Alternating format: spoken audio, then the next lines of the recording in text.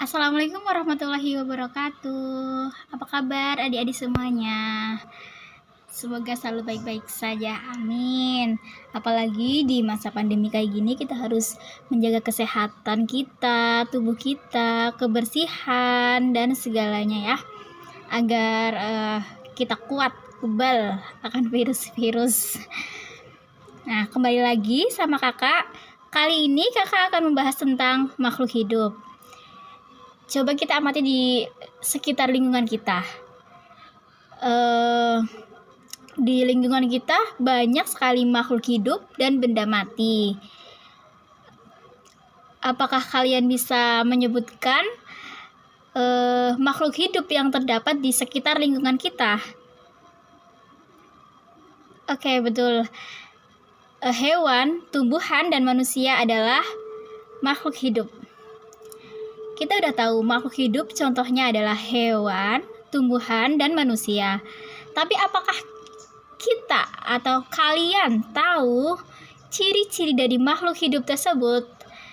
Nah, jadi makhluk hidup itu mempunyai ciri-ciri. Yang pertama itu membutuhkan makanan. Manusia butuh makan, hewan butuh makan, tumbuhan pun butuh makanan untuk mempertahankan hidupnya.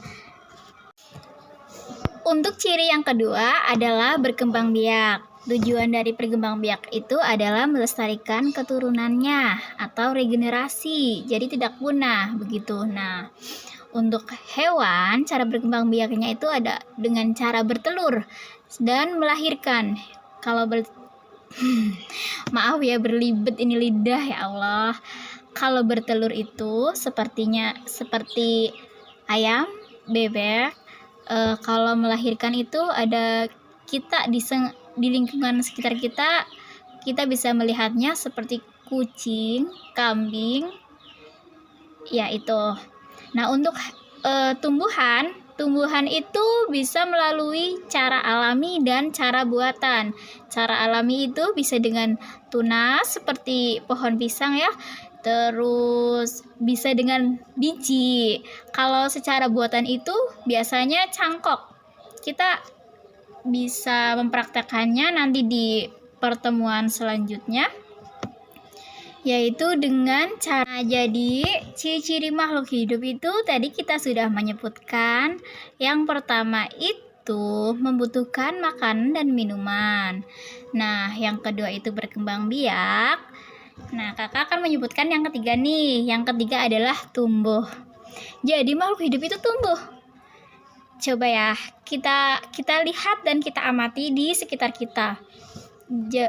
Ayam itu dari telur, habis itu tuh menetas jadi pitik. Kalau di sini itu bilangnya pitik, ayam kecil ya. Habis itu tumbuh lagi dan menyerupai induknya. Begitupun manusia. Nah, manusia itu misalnya bayi, terus tumbuh anak-anak, dewasa, dan menyerupai induknya lagi. Maksudnya itu besar kayak gitu, dari yang kecil yang ke besar. Contoh lagi, biji kacang hijau itu dapat tumbuh menjadi kecambah. Kalau di sini tuh tauge. Kecambah itu memiliki akar dan daun. Nah, tumbuhan juga mengalami pertumbuhan. Batangnya itu menjadi besar, daunnya itu jadi rimbun, dan akarnya itu menjadi kuat gitu. Jadi makhluk hidup itu tumbuh dari kecil menjadi besar. Selanjutnya itu bernafas. Tadi kita udah mengenal 3 ya. Membutuhkan makan dan minum. Yang kedua itu berkembang biak. Yang ketiga itu tadi tumbuh. Yang keempat itu bernafas. Bernafas kan ya tadi. Makhluk hidup itu memerlukan udara untuk bernafas. Saat bernafas, manusia menghirup Oksigen. Oksigen yang terkandung dalam udara. Manusia akan mengeluarkan karbon dioksida dari tubuh. Manusia dapat bertahan hidup meskipun tidak makan 1 hari ya. Jadi manusia itu bertahan hidup walaupun gak makan 1 hari. Kita kan juga kadang bisa puasa ya, gak mati tuh ya kan. Tapi manusia itu tidak dapat bertahan hidup kalau tidak menghirup udara atau tidak bernafas. Seperti yang kita tahu ya, kalau ada yang sesak nafas kayak gitu itu bener-bener butuh tindakan khusus seperti oksigen, langsung ke rumah sakit, langsung dikasih tambahan oksigen kayak gitulah. Nah, jadi ciri-ciri makhluk hidup itu bernafas. Tadi kan kalau manusia itu menghirup udara, oksigen ya. Kalau hewan itu gimana? Nah, hewan itu caranya juga ada 2 nih. Bisa ada yang menggunakan paru-paru dan ada yang menggunakan insang. Nah, yang menggunakan insang itu biasanya yang di laut. Tetapi yang di laut juga ada loh yang menggunakan paru-paru. Contohnya adalah ikan paus dan lumba-lumba. Selain itu ada juga yang menggunakan kulit ya, yang kakak tahu itu seperti cacing tanah dan katak. Selain dengan paru-paru, katak dewasa juga bernafas dengan kulit. Kalau kecebong sih pakai apa kak? Nah, kecebong itu menggunakan insang. Tadi kan hewan. Bagaimana kalau tumbuhan? Tumbuhan itu bernafasnya melalui pori-pori di permukaan daun. Kita bisa menyebutnya itu mulut daun ya, mulut daun, atau istilah dalam itunya itu namanya stomata. Jadi manusia, hewan, tumbuhan itu membutuhkan bernafas. Banyak caranya. Nah, ciri selanjutnya adalah bergerak. Burung bergerak dengan cara terbang menggunakan sayapnya.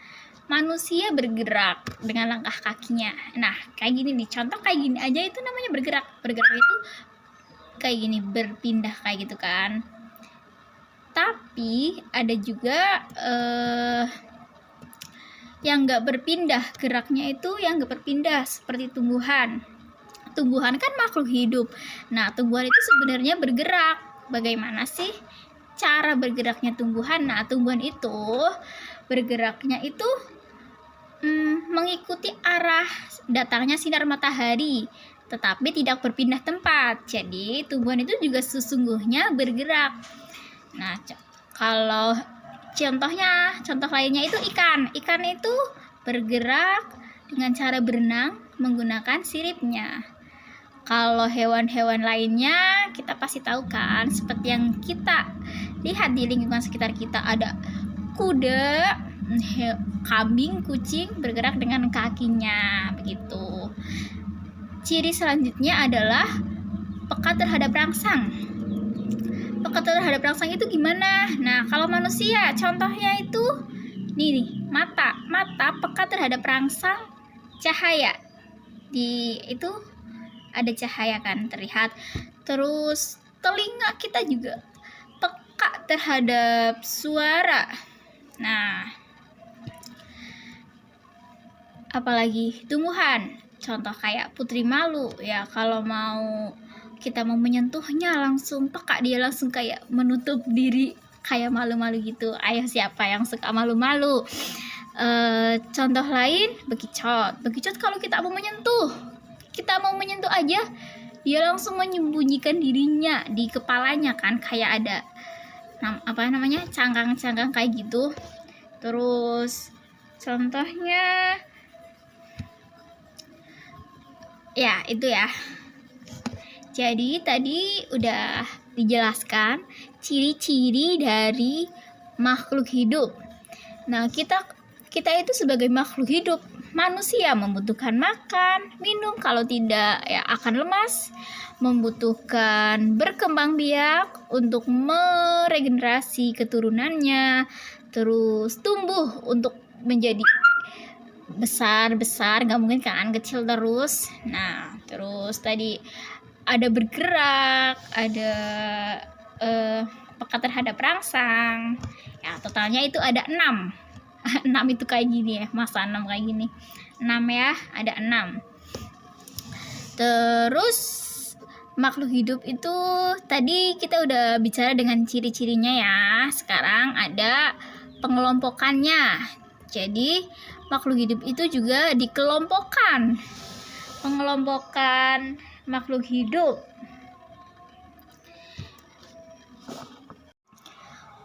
Untuk pengelompokan makhluk hidup, nanti kalian bisa mengamati di lingkungan sekitar kalian ya.